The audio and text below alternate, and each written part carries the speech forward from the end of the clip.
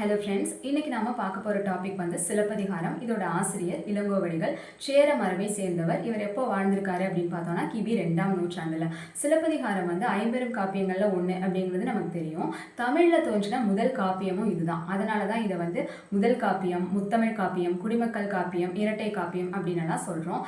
இப்போ இந்த பாட்டுல இளங்கோவடிகள் என்ன பண்ணியிருக்காரு அப்படின்னு பார்த்தோம்னா, மழையை போற்றிருக்காரு, சூரியனை போற்றிருக்காரு, நிலவை போற்றிருக்காரு.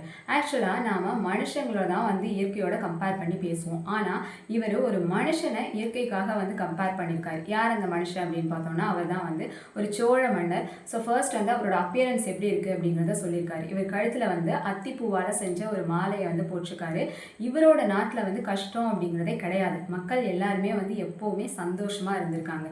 ஸோ எப்படி வந்து இவரோட நாட்டில் மக்கள் சந்தோஷமா இருந்தாங்களோ அதே மாதிரி தான் நிலவை பார்க்கும்போது நமக்கே அறியாம நமக்கு ஒரு சந்தோஷம் வரும் இல்லையா?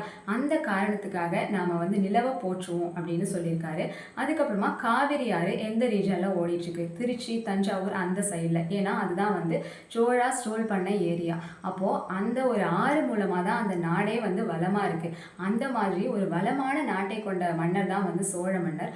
அவரோட ஆணை சக்கரம் மாதிரி இருக்கிறது தான் வந்து கதிரவன். அதனால அந்த ஒரு ரீசன்னால நாம கதிரவனை போற்றுவோம் அப்படின்னு சொல்லியிருக்காரு. இப்போ கடல் அப்படின்னு சொன்னாலே அதை வந்து பார்த்ததுமே சில பேருக்கு வந்து பயமா இருக்கும்.